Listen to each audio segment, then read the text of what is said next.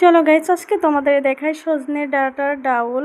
এজন্য আমি প্রথমে 1 কাপ ডাউল, সজনা, আলু এগুলা ভালো করে ধুয়ে রেখেছি। এবার সবগুলো একসাথে মিশাবো। মিশায়ে তারপরে কড়াইতে দিয়ে দিলাম তেল, তার সাথে দিয়ে দিলাম পেঁয়াজ কুচি, গোটা শুকনা মরিচ। এখন এগুলাকে ভালো করে ভেজে লাল লাল করে উঠাই রাখবো। উঠাই রেখে এখন দিয়ে দিব ডালগুলা আর সজনাগুলা একসাথে কষিয়ে নিব, লবণ হলুদ পরিমাণ মতো দিয়ে।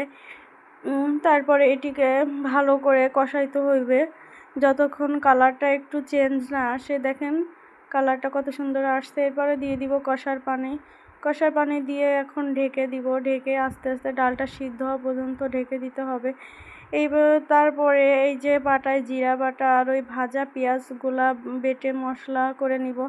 তারপরে এই যে ডালটা আমার সিদ্ধ হয়ে আসছে, দেখেন কালারটা।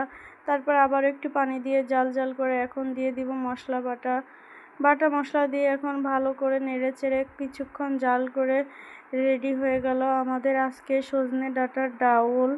কেমন হয়েছে অবশ্যই জানাবেন, আর ভিডিওটি ভালো লাগলে অবশ্যই শেয়ার করে দেবেন। আজকে এ পর্যন্ত, টাটা, ভালো থাকবেন সবাই, আসসালামু আলাইকুম।